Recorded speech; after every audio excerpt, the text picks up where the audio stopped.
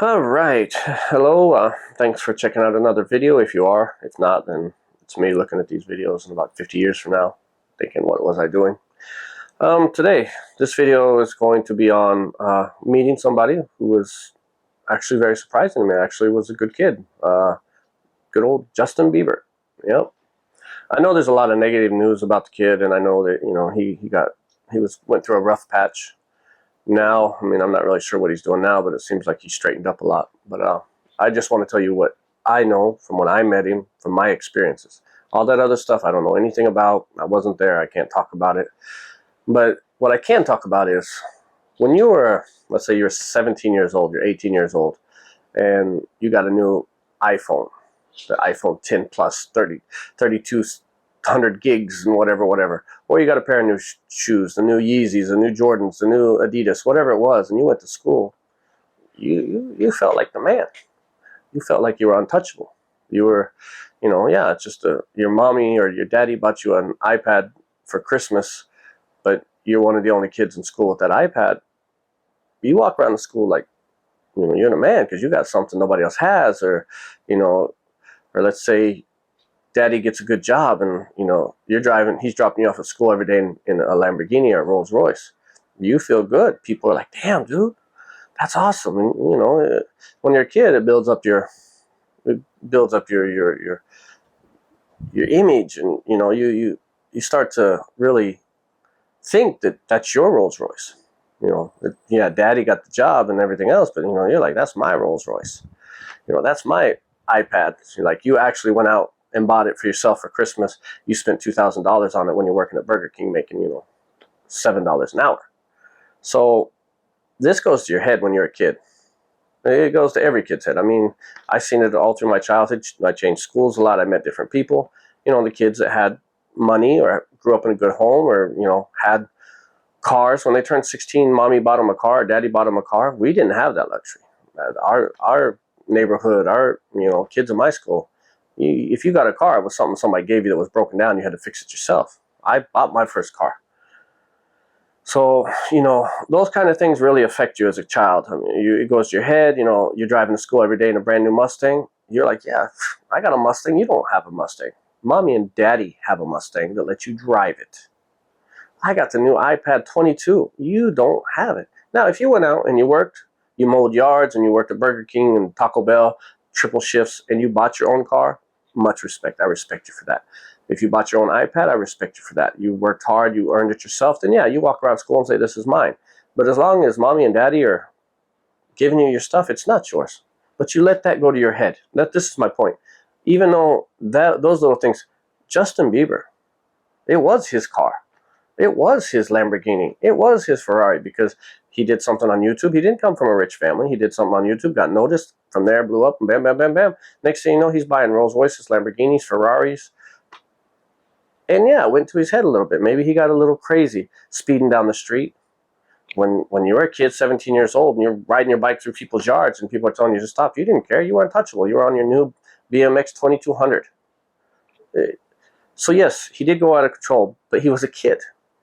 He went from nothing to everything. It just hit him hard. So I give him the benefit of the doubt. Do I condone everything he did? No. Do I think that what he did, some of the things he did, pissing in a bucket, is good? No. But he's a kid. I've done worse things. So he's just in the media. For example, when he was in Japan, he drove by a temple. There's a million temples over here. There are temples everywhere. And he drove by a temple and he's just like, oh, I want to get a picture. So he goes out to get a picture. The media destroys him because that was some World War II Korean something like prison, that's where they, or something. He didn't know that. He had no clue. He saw a cool looking temple with the shrines and the houses, and he just wanted to get a picture in front of the temples. But yet he got eaten up by the media for disrespecting because he wanted to support a place that had such bad history. Dude, he's 19 years old. He probably don't even know when World War II was. Nobody told him. There wasn't a sign up. Things like this. The poor kid didn't know it. He just wanted a picture, but yet they beat him up. So when you're a celebrity and you're in the media like that and you're getting eat up like, everything you do is wrong, you stop by a restaurant and you find out like 522 years ago that Jack the Ripper owned that restaurant. How is that your fault? But yet, because of who he was and his position, they're going to eat him up like that. They're just going to destroy him. So all that negative press, there are some good things. So I only know what I did when I met him, how it was for me. Therefore, I can't talk about that the other stuff. I just know that it wasn't his fault that he took a picture in front of a temple that he didn't know what it was. Now, if he knew the history and everything like that and he didn't care, yeah, that's another story. And he was like, whatever, then that's wrong. But he didn't know. He said, I didn't know. I just thought it was a cool looking place. I wanted to get a picture. So that being said, I will tell you what I know from his experience, from my experience with him. And this is my personal opinion. So hands down, he did something for me, I guess would be the thing, that I can't talk bad about the kid. I can't say anything bad for what he did at that time. So I'm going to explain that story to you. And then you make up your own decision as you wish. Like I said, it's all you. This is just what I know. So I get a phone call, and one of the clubs I have a good relationship with, they say, hey, we're having Justin Bieber come as he's going to do a special fan club thing, like 200 people only, a little couple songs, and, greet the fans. If you want to come, you're more than welcome to come. I'll introduce you to it. And yeah, at the time, I didn't care. I had no interest in meeting the guy. I knew who he was, heard his name, and plus the negative media, all that stuff. I just didn't care, and I was busy. And I was like, yeah, I'm kind of busy today, so, I think I'm going to pass. And they're like, oh, I thought maybe you wanted to bring your daughter. Bing, bing, bing. Good point. Oh, fireworks. That's a very good point. I might not care for him, but that doesn't mean my daughter doesn't. I don't dislike the kid, but I just going all the way to Tokyo to meet him was just not really a big priority of mine. So I was like, well, that's true.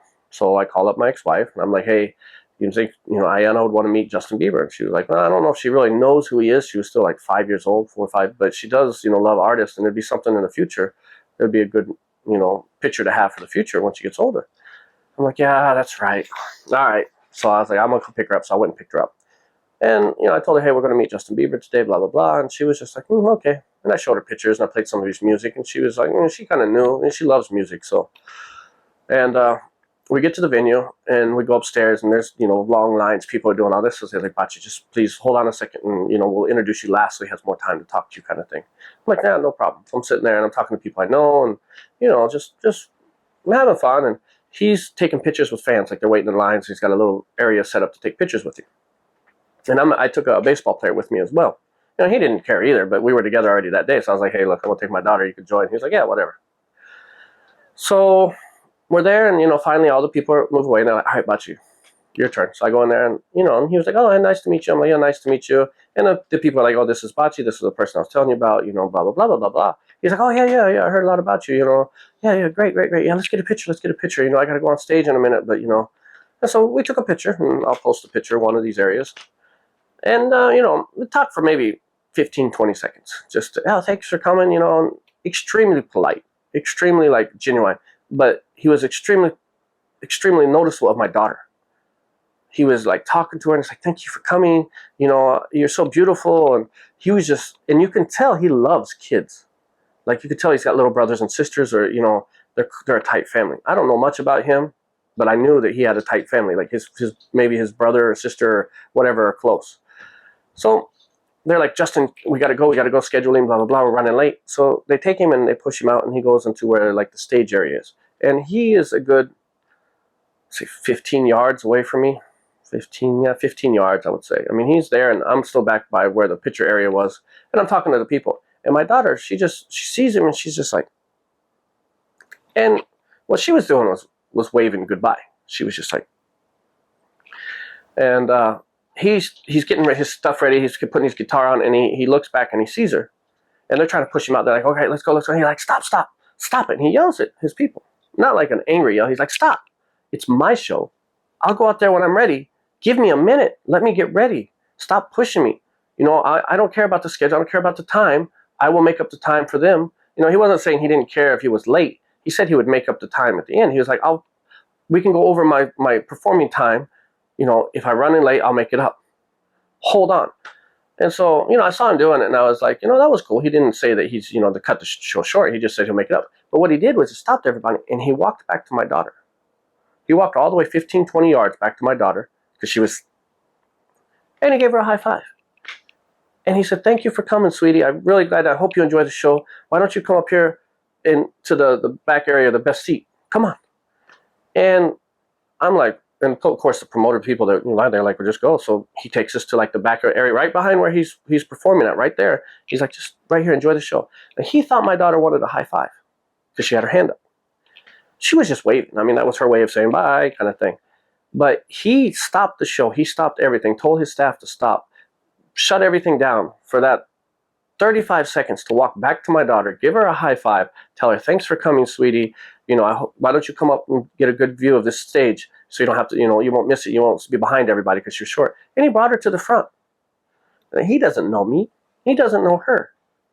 But for him to do that, told me everything I needed to know about the kid. All that other stuff that he did, all the other stuff that he's done, okay, he made mistakes. We all do. I don't care. Am I saying he's right? No. Some of the stuff he's done, would I condone it? No. But I wasn't there. There's 3 sides to a story. Yours, mine, and the truth. So I'm going to take that benefit of the doubt, put it aside, and I know what he did for my daughter. That's all I need to know about the kid. That's all I needed to know. If he's that type of person that would stop everything to give my daughter a high five and walk her to the VIP area, the back of the area with no other people are allowed, he's a good kid. He's a good person in my book. And, like I said, I don't know what he's doing now. I don't know anything about him. And I don't think we met after that. I mean, we were in the same areas, events or parties or whatever, but I don't think we talked after that. And I always wanted to say thank you.